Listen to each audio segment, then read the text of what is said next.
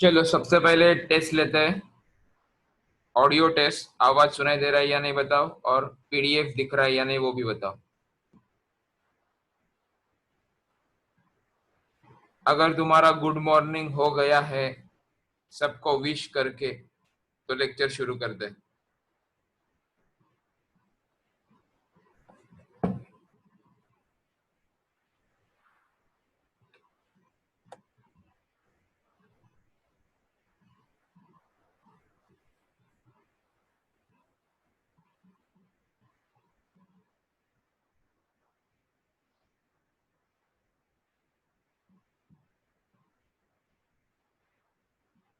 तो सबसे पहले तुम लोगों के लिए एक जनरल क्वेश्चन पूछ रहा हूं मैं।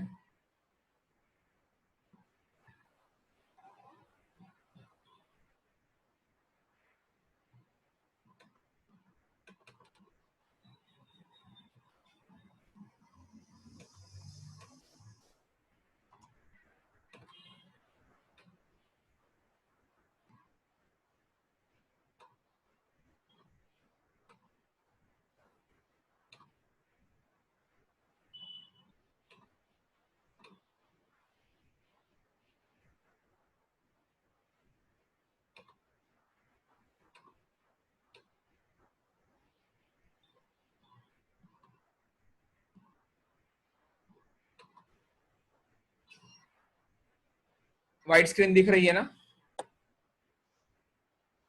तो मैंने एक ये डंबल जैसा शेप निकाला है।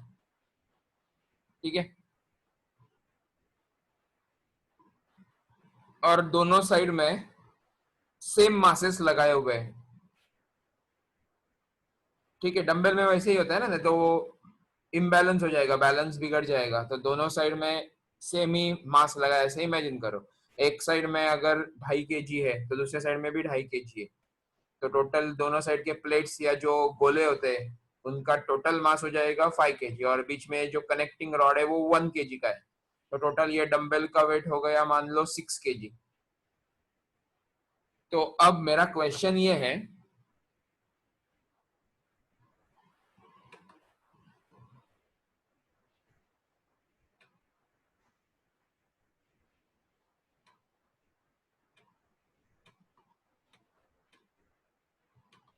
ये मैंने एक एक्सिस ड्रॉ किया।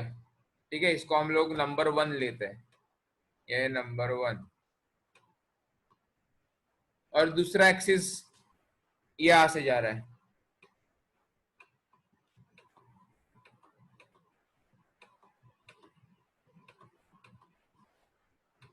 इसको कहते हैं नंबर 2। तो दो एक्सिस मिल गए। देखो दोनों भी सेंटर से पास होते हैं। ये मैं यहाँ पे इसका सेंटर ऑफ मास है ऐसा एज्यूम कर रहा हूँ। ये पूरे सिस्टम का सेंटर ऑफ मास यहाँ पे है। डायग्राम क्लियर है सबको? जल्दी बताओ।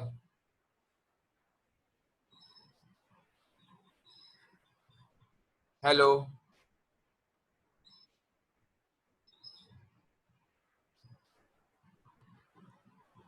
तो ये अपने पास एक डंबल शेप है, ये उसके दो प्लेट्स या दो मासेस है, और ये कनेक्टिंग रॉड है। ये पूरे सिस्टम का सेंटर ऑफ मास यही पे है। ये इसमें से जाने वाले मैंने दो एक्सिस ड्रॉ किए, एक है वर्टिकल और एक है हॉरिजॉन्टल। इस डायग्राम के लिए ये वर्टिकल बनेगा, ये हॉरिजॉन्टल बनेगा। तुम लोग डंबल को घुमाते हो तो वो चेंज हो जाएगा।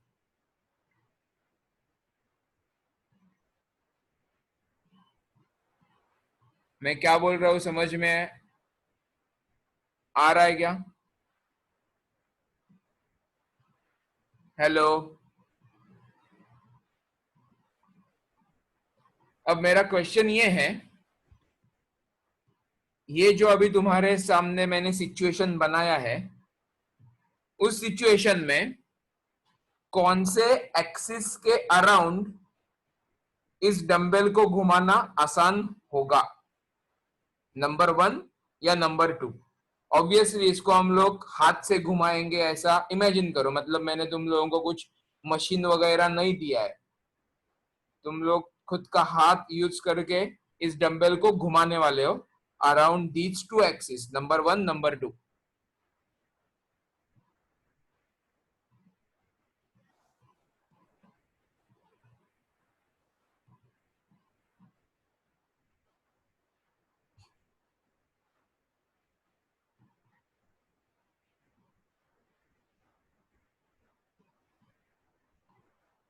ओके,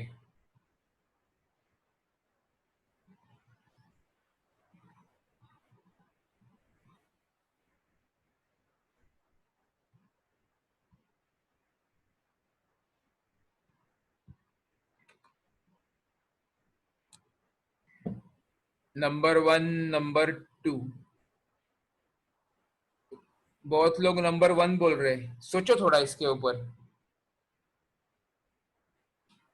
और ये लास्ट लेक्चर में हम लोगों ने जो पढ़ा है ना, उससे ही रिलेटेड है ये। रोटेशनल का पार्ट चालू किया है हम लोगों ने, सर्कुलर मोशन खत्म हो गया, उसके बाद रोटेशनल मोशन चालू किया है। तो तुम्हारा क्ल्यू ये है, एक तो पहली बात, खुद के नाम दिखने चाहिए मुझे। ये ट्रेमॉक्स कौन है और जॉन विक कौन है, दोनों को बाहर निकाल दूंगा। खुद के नाम रखो, अटेंडेंस लेने में प्रॉब्लम होता है, फालतूगिरी नहीं चाहिए।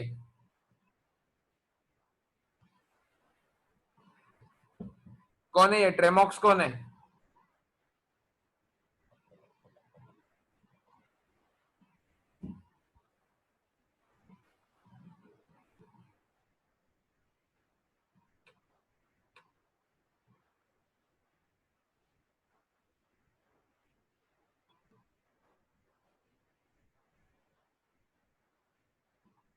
और ये जॉन विक कौन है?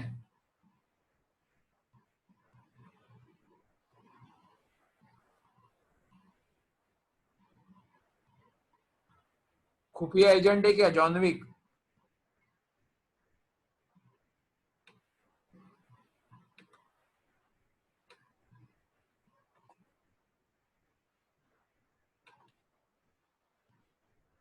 कौन है जॉन विक, कौन है? जल्दी आ बाहर,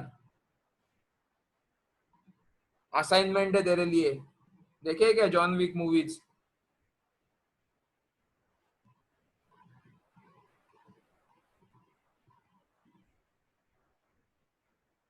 जॉन विक कौन है? उसके आगे लेक्चर ही नहीं कंटिन्यू करूंगा मैं। जॉन विक कौन है, जल्दी बताओ चलो।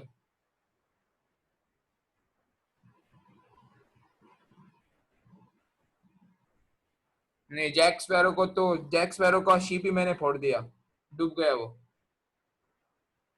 मैं कौन, मैं चिराग? ये आलतू फालतू नाम नहीं चाहिए, नहीं तो मैं मिस्टर इंडिया नाम लिखूंगा और गायब हो जाऊंगा यहाँ से।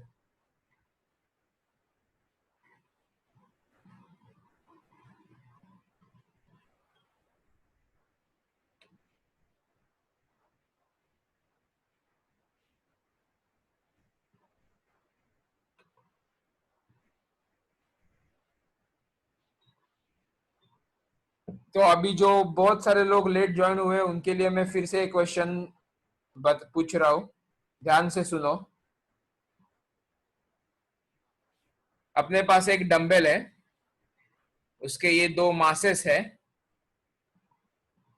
और उनको कनेक्टिंग रॉड दिया है, और इस पूरे सिस्टम का सेंटर ऑफ मास यहाँ पे। इस सेंटर ऑफ मास से जाने वाले मैंने दो एक्सिस ड्रॉ किए, एक्सिस नंबर 1, एक्सिस नंबर 2। तो मेरा क्वेश्चन ये है, कौन से एक्सिस के अराउंड इस सिस्टम को घुमाना यानी रोटेट करना आसान रहेगा? तो बहुत कम लोगों ने इसका आंसर एक्सिस 2 दिया है, मैक्सिमम लोगों ने इसका आंसर एक्सिस 1 दिया है। तो जिन्होंने एक्सिस 1 दिया है वो, और जिन्होंने एक्सिस 2 दिया है, दोनों मुझे एक्सप्लेनेशन बताओ इसका, क्यों सोचा तुम लोगों को, तुम लोगों ने क्या सोचा, मतलब आंसर देने से पहले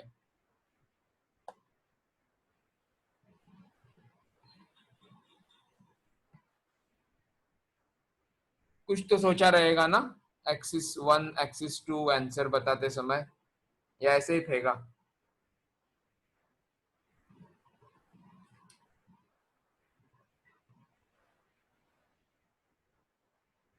because mass of dumbbell. Okay, mass of dumbbell बोलने से अच्छा है विनायक, इसको हम लोग बोलेंगे मास का डिस्ट्रीब्यूशन। ठीक है, तो यहाँ पे तुम लोग ठीक से देखोगे ना, इस एक्सिस के अराउंड मास का डिस्ट्रीब्यूशन ना डिस्टेंस वाइज बढ़ते जा रहा है, मतलब इस एक्सिस के राइट और लेफ्ट साइड में धीरे धीरे मास बढ़ते जा रहा है, और जब हम लोग इस एंड पे पहुंचेंगे तो इसका मैक्सिमम मास ये आएगा, ये 2.5 किलो का है, ये भी 2.5 किलो का है। लेकिन अगर तुम लोग इसको रोटेट करके सोचो ना, ये एक्सिस के अराउंड हम लोग घुमा रहे, तो सारा मास जो है वो उस एक्सिस के बहुत करीब है। अब मुझे बताओ, ये डिस्टेंस और ये डिस्टेंस, इनमें से डिस्टेंस छोटा कौन सा है? ये वाला डिस्टेंस छोटा है ना, ये वाला डिस्टेंस बड़ा है। तो एक्सिस 2 के लिए जो भी मास का डिस्ट्रीब्यूशन है ना, वो बहुत नजदीक है। तो जब ऐसी केस आती है ना, तो किसी भी ऑब्जेक्ट को घुमाना बहुत आसान हो जाता है। ये तुम लोग एक्सपेरिमेंट कर सकते हो, जिनके घर में डंबल है या रॉड और प्लेट्स है, वो ये करके देख सकते हैं। सिर्फ एक चीज को ध्यान में रखना है, कम मास ले लो, नहीं तो ट्विस्ट हो जाएगा तुम्हारा जो हाथ है, वो घुमाते समय ज्यादा मास की वजह से प्रॉब्लम आ सकता है, हेयर लाइन फ्रैक्चर भी हो सकता है। ये मैंने करके दिखाया देखा है, इसलिए मैंने क्वेश्चन पूछा। छोटे छोटे डंबल्स रहते हैं ना, उसको हाथ में ले लो और एक्सिस 1 इमेजिन करो और उसके अराउंड उसको घुमाने की कोशिश करो, और ये एक्सिस 2 है, इसके अराउंड उसको घुमाने की कोशिश करो।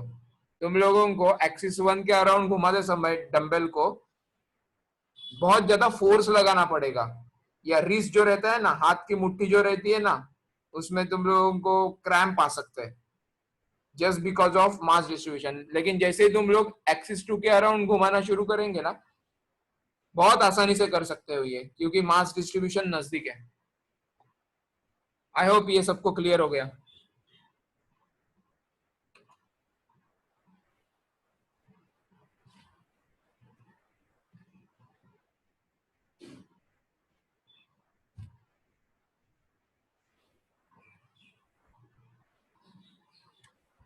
ओके, तो लास्ट लेक्चर में हम लोगों ने जहां तक पढ़ा था वहां से आगे कंटिन्यू करते हैं।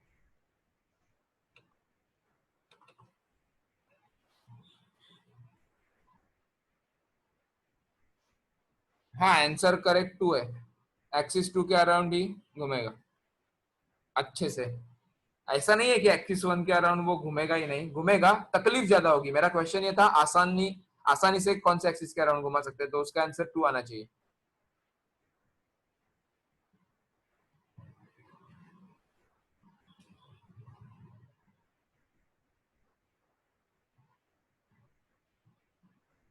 मेरे हिसाब से हम लोगों ने ये सारा डिस्कस किया था पार्ट, राइट।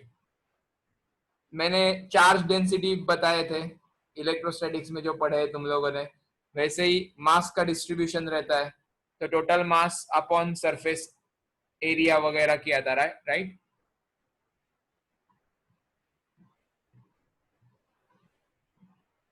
आकाश, वेट डबल वगैरे होणार नाही, वेट डिस्ट्रीब्युशन जे आहे, वेट कसं डबल होईल? मी काय डंबेलचं मास चेंज केलंय का?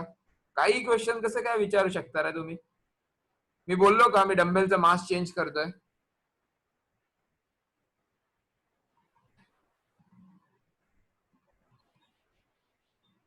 मास डिस्ट्रीब्यूशन चेंज होणार आकाश।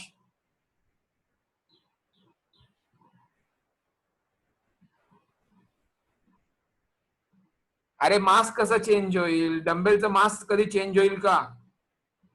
मी नवीन मास ऍड करतोय किंवा डंबेलला कापतोय का? मग चेंज कसं होईल मास?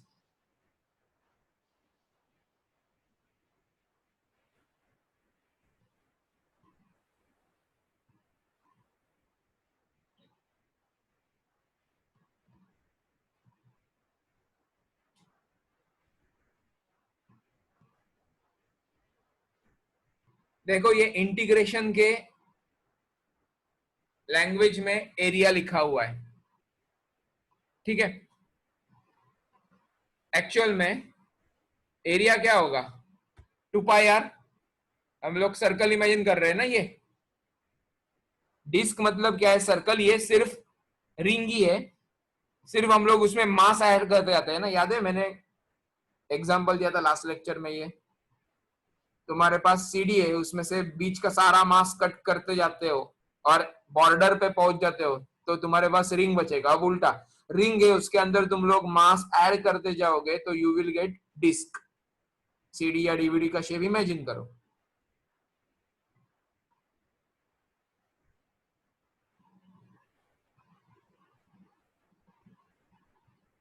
विनायक, आकाश, वो क्वेश्चन खत्म हो चुका है। उसमें ग्रेविटी, मास, वेट इसका कुछ भी लेना देना नहीं है। एक्सिस 1 और एक्सिस 2 के लिए मास डिस्ट्रीब्यूशन मैटर करता है, जिसको हम लोग मोमेंट ऑफ इनर्शिया बोलते हैं। तो उसमें मास चेंज नहीं होगा, ग्रेविटी कम ज्यादा नहीं होगा, ग्रेविटी सबके ऊपर सेम ही काम करती है। तो अब वो क्वेश्चन से बाहर निकलो। उसका सही जवाब सिर्फ एक ही है, मास डिस्ट्रीब्यूशन अलग अलग है दो एक्सिस के लिए। ठीक है।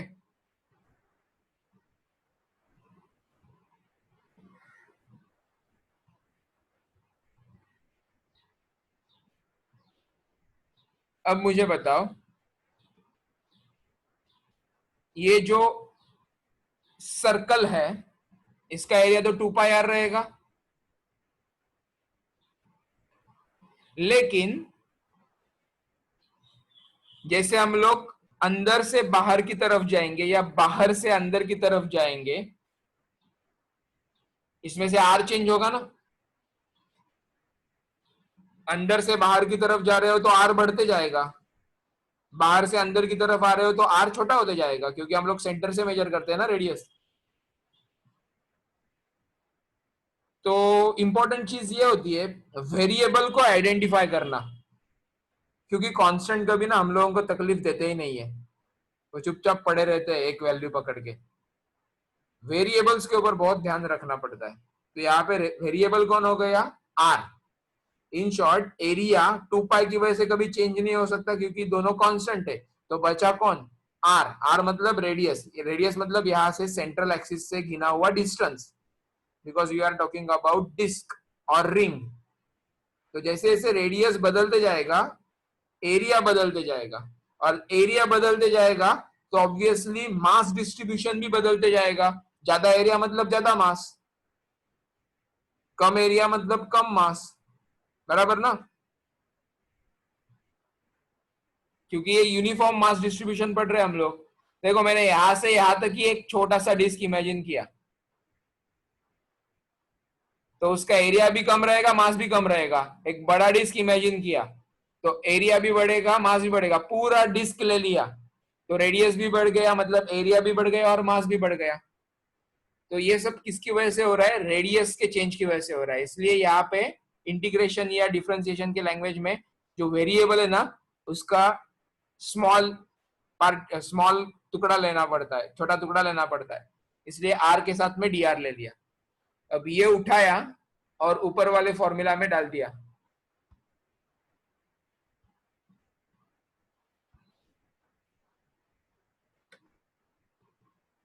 ये वाले फॉर्मूला में डाल दिया वो, सॉरी ये वाले फॉर्मूला में नहीं,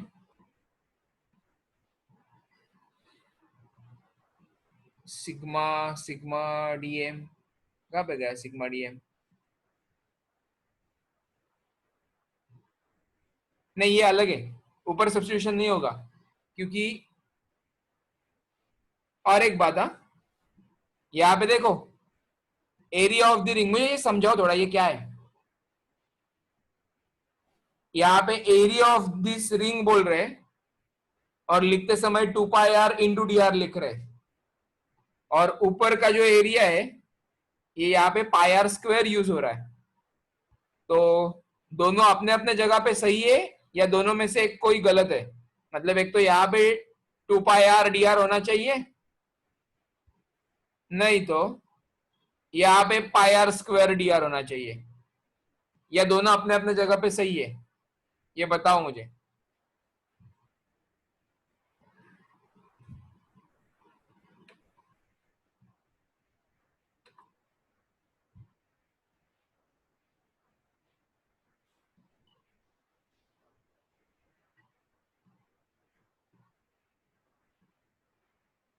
राइट है दोनों? ओके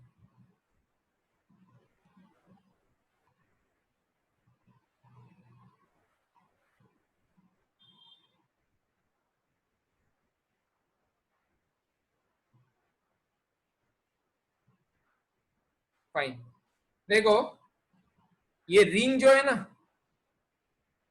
उसका थिकनेस हम लोगों ने डीआर लिया है, और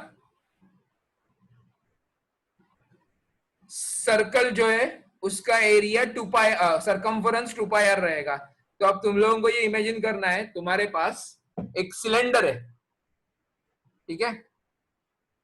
बैडमिंटन के शटल कॉक रहते हैं ना, बैडमिंटन खेलने के लिए जो शटल कॉक यूज करते हैं, फुल यूज करते हैं, उनका कभी बॉक्स देखा है? सिलेंड्रिकल रहता है। तो वैसे मेरे पास एक बॉक्स है, उसका बेस मैंने फिक्स कर दिया जमीन के साथ, और ऊपर से ना हथौड़ा मारना शुरू कर दिया। तो एक टाइम ऐसा आएगा ना, वो पूरा फ्लैट बन जाएगा।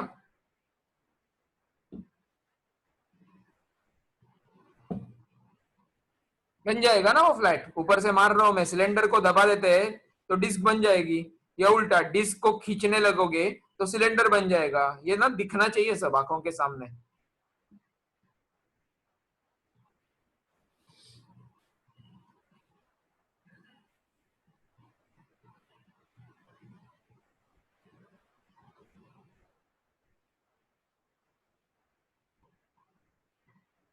तो सिलेंडर का सरफेस एरिया क्या होता है?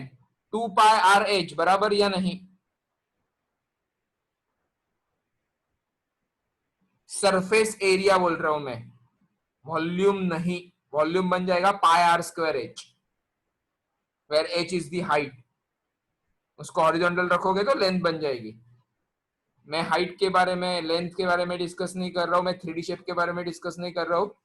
हम लोगों ने उसको चपटा कर दिया है, फ्लैट कर दिया है सिलेंडर को, तो वो डिस्क बन जाएगी ना। लेकिन थोड़ा सा तो थिकनेस रहेगा, तो उसका सरफेस एरिया बन जाएगा 2 पाई आर एच। यहाँ पे एच की जगह पे आएगा D R. D are is the thickness. तो आई होप ये फॉर्मूला क्लियर हो गया।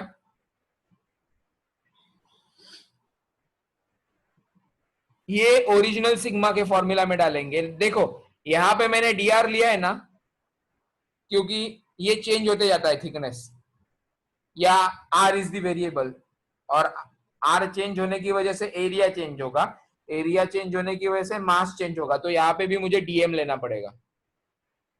यहाँ पे अगर डी आर है तो उसके साथ चेंज कौन होगा? मास चेंज होगा, इसलिए मुझे यहाँ पे डीएम लिखना पड़ेगा। ये याद रखो सब। तो सिग्मा मतलब क्या रहता है? Mass upon surface area.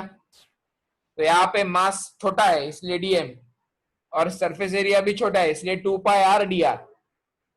देखो 2 पाई को तो हम लोग कुछ कर नहीं सकते, लेकिन आर के साथ डी आर लिख सकते हैं क्योंकि ये वेरिएबल है।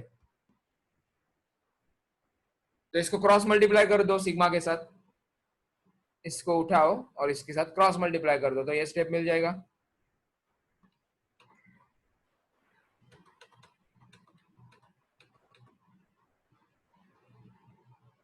क्या नहीं सर? क्या कोई भी बीच में आके कुछ भी नहीं सर क्या बोल रहा है? क्या हुआ आदित्य, नहीं सर क्या?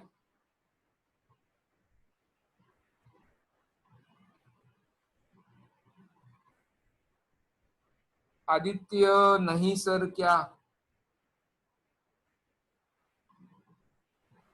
क्या हो क्या गया आज तुम लोगों को?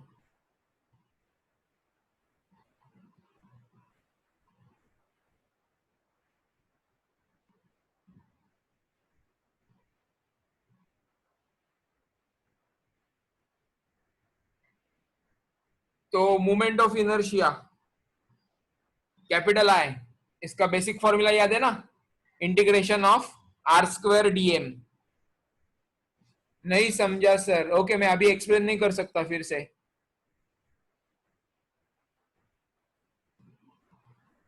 मैं अभी एक्सप्लेन नहीं कर सकता फिर से,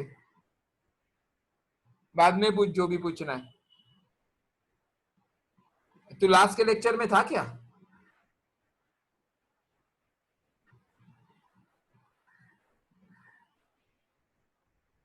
आशिष हे सगळं नंतर डिस्कस करूया, मैंने बोला ना.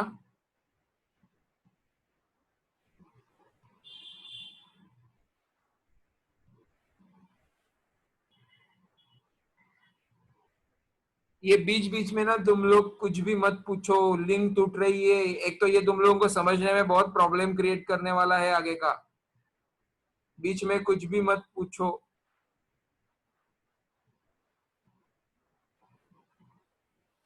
ये फॉर्मूला याद है क्या?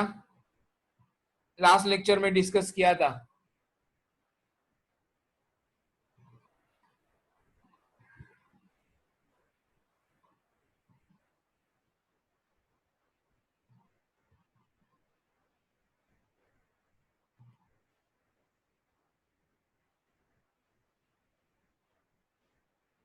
तो इंटीग्रेशन दो टाइप के होते हैं. एक रहता है, तुम लोग ये पढ़ोगे, टेंशन मत ले लो. ये इस टाइप को बोलते हैं फाइनाइट इंटीग्रेशन. फाइनाइट इंटीग्रेशन मतलब उसके लिमिट्स होते हैं. शायद मैंने ये बताया था जब मैंने इंटीग्रेशन के रूल और energy mass work energy theorem जब पढ़ाया था, याद है ना? Delta W is equal to delta K, ये हम लोगों ने डेरिवेशन किया था. तब मैंने ये बताया था फाइनाइट इंटीग्रेशन मतलब उसके ऊपर लिमिट्स रहते हैं. इन शॉर्ट, इस इंटीग्रेशन को करते समय हम लोगों को कहां से कहां तक जाना है. एक रहता है लोअर लिमिट जहां से शुरू करेंगे, और दूसरा रहता है अपर लिमिट जहां पे जाके खत्म करेंगे.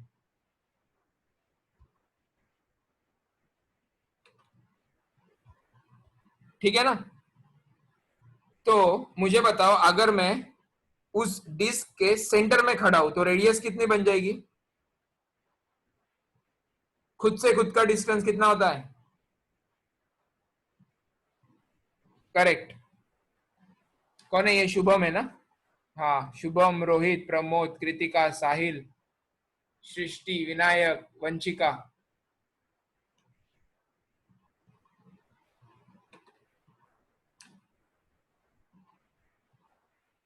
बराबर.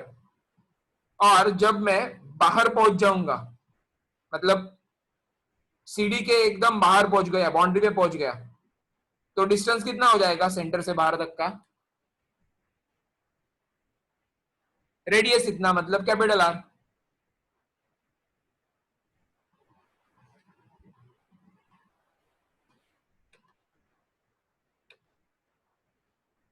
बराबर ना? रेडियस बन जाएगा. और यहाँ पे हम लोगों ने रेडियस के लिए कैपिटल आर सिंबल यूज किया है, और जनरल डिस्टेंस के लिए स्मॉल आर ये सिंबल यूज किया है. ये भी लास्ट लेक्चर में बताया था, ये ग्रेविटेशन से चलते आ रहा है. ठीक है? तो ये देखो, यहाँ पे लिमिट्स मिल गए. आर चालू कहां से होगा? 0 से. और खत्म कहां पे होगा? जब कैपिटल आर इतना हो जाएगा तब. तो अब मेरे पास ये देखो,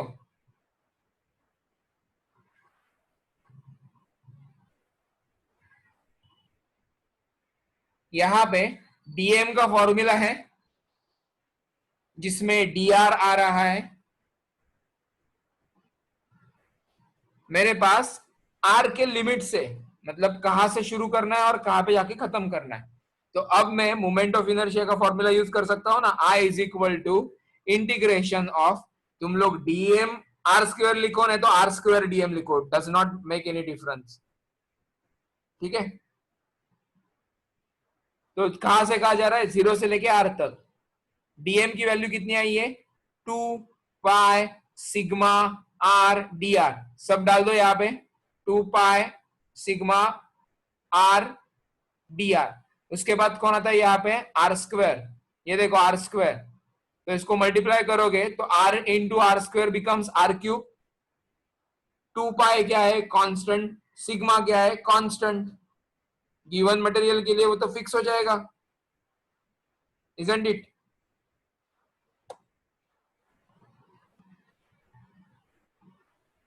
तो कांस्टेंट को क्या करते हैं हम लोग? बाहर निकाल देते हैं, हाथ नहीं लगाना है. तो 2 पाई सिग्मा बाहर आ गया. बचा क्या? Integration of r cube. कहां से कहां तक करना है? 0 से लेके कैपिटल आर तक। तो आर क्यूब का इंटीग्रेशन क्या बन जाएगा? आर रेस टू 4, और जो पावर रहती है वही नीचे नंबर कॉपी करते हैं हम लोग, तो आर रेस टू 4 अपॉन 4, और उसके अंदर पहले अपर लिमिट डाल दो माइनस लोअर लिमिट डाल दो, बराबर ना? तो ये मिल जाएगा तुम लोगों को।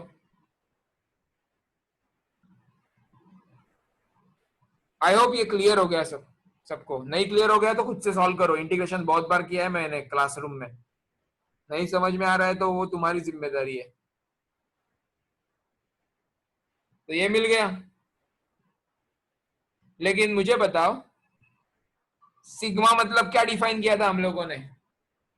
Total mass upon area. लेकिन एक कौन सा शेप बन गया? अब हम लोग सेंटर से लेके बाहर तक आ गए, मास वेरिएबल सबको इंटीग्रेट करके, मतलब ये डिस्क बन गया या नहीं, इतना बताओ अब।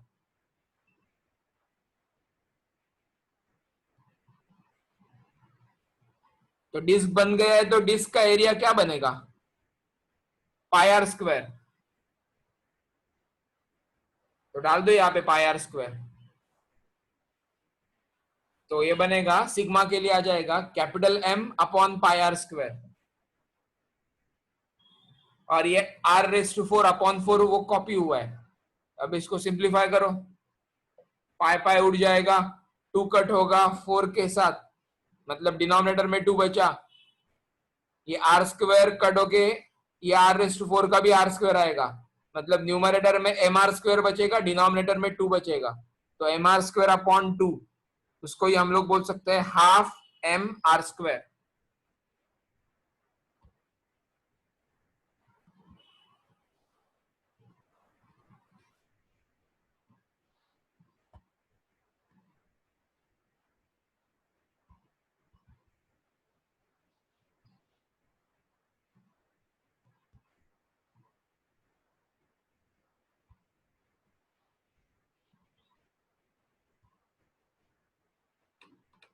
ये डेरिवेशन लिखना है तुम लोगों को, आज का होमवर्क है।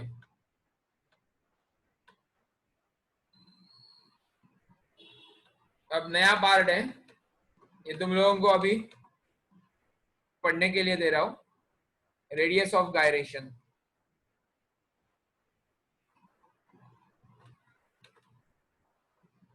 चलो हाईलाइटेड जो है पोर्शन वो पढ़ो। और एक बात, मैं चैट बॉक्स में ही नया मीटिंग क्रिएट करके, मेरा थोड़ा व्हाट्सएप और मोबाइल का प्रॉब्लम हो गया है, मैं नया सेशन नया मीटिंग क्रिएट करके ये चैट बॉक्स में ही उसके डिटेल्स पोस्ट कर रहा हूँ। 3 मिनट बचे हैं ये मीटिंग खत्म होने के लिए, वो कॉपी पेस्ट करके रखो, या एक दो लोगों को आपस में भेज के रखो वो, क्योंकि जब ये मीटिंग एंड हो जाएगा तो इसके चैट बॉक्स को एक्सेस नहीं मिलेगा तुम लोगों को। तो मैं नया मीटिंग क्रिएट करके चैट बॉक्स में उसके डिटेल्स भेज रहा हूँ, ठीक है? बताता हूँ वो गायरेशन मतलब क्या है, सब बताता हूँ। मैं मीटिंग क्रिएट कर रहा हूँ तो तब तक पढ़ो ये तुम लोग, मैं चैट बॉक्स में उसके डिटेल्स भेज रहा हूँ।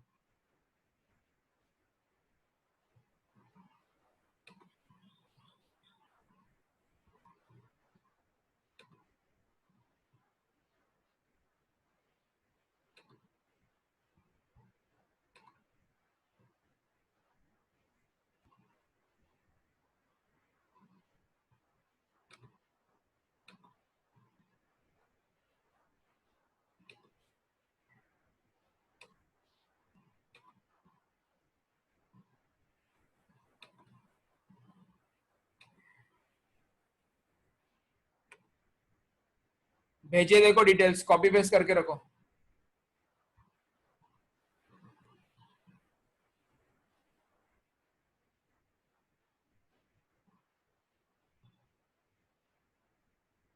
वेट वेट, उसमें गड़बड़ हो गई, रुको। पीएम का एम करना पड़ेगा मुझे।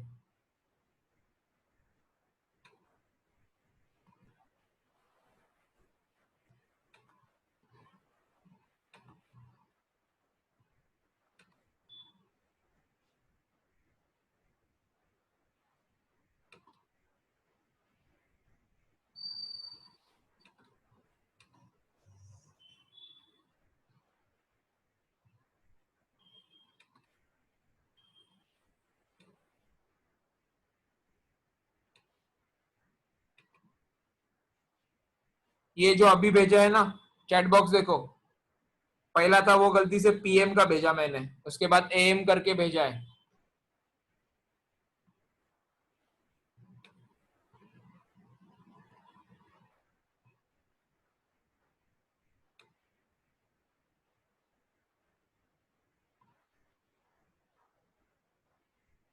अरे ये पूरा कॉपी करके रखो तुम्हारे पास और एक दूसरे को भेज के रखो ना व्हाट्सएप के ऊपर।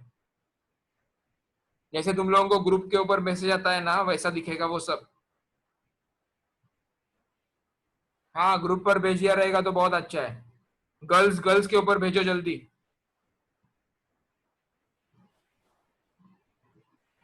चलो ये मीटिंग में एंड कर रहा हूँ हाँ?